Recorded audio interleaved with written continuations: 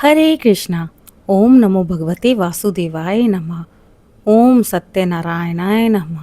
प्रिय भक्तों, हिंदू पंचांग के अनुसार प्रत्येक मास की पूर्णिमा तिथि अत्यंत पवित्र मानी गई है। विशेषकर भादो मास की पूर्णिमा को धार्मिक और आध्यात्मिक दृष्टि से अत्यधिक महत्व दिया गया है। इस दिन भगवान श्री विष्णु के सत्यनारायण स्वरूप की पूजा का विधान है।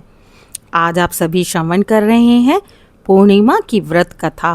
भक्तों, इस दिन प्रातः स्नान ध्यान करके व्रत का संकल्प लेकर भगवान सत्यनारायण की कथा का श्रवण करना अत्यंत फलदायी माना गया है। मेरा आप सभी से निवेदन है कि इस कथा में मेरे साथ अंत तक बने रहें।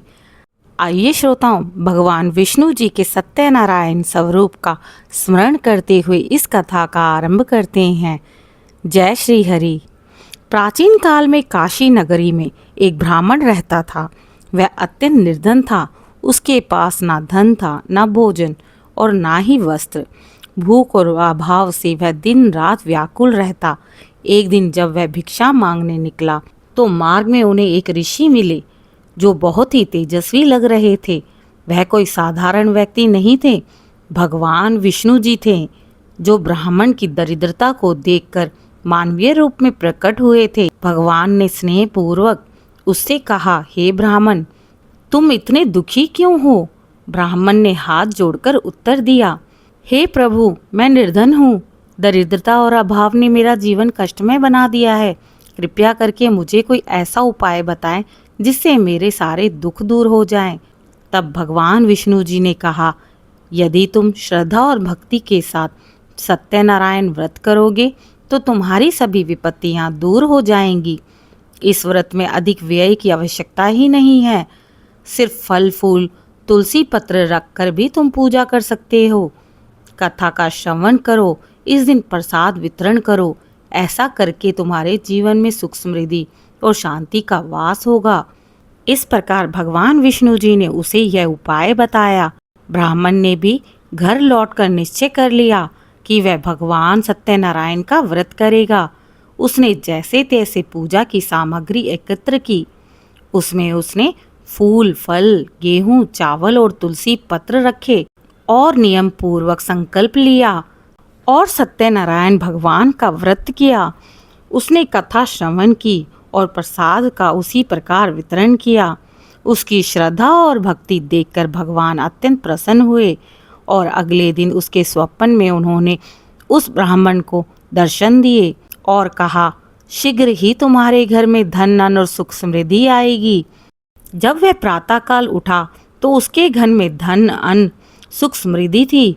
जो ब्राह्मण पहले भिक्षा मांगता और अपना जीवन यापन करता था, वही अब जरूरतमंदों को दान देने वाला दानवीर बन गया।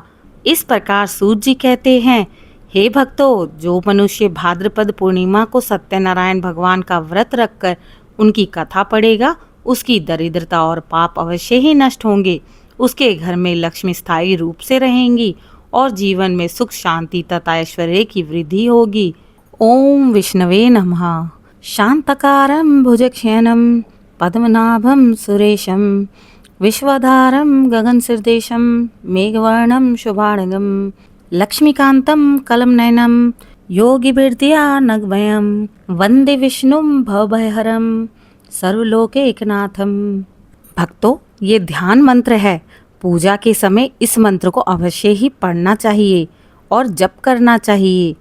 याद रहे, इस दिन पीपल और तुलसी की माला से जप करना उत्तम माना गया है। जप के समय मन, विचार और शरीर की शुद्धि बहुत ही आवश्यक है। जप पूर्व दिशा की ओर मुख करके ही करें।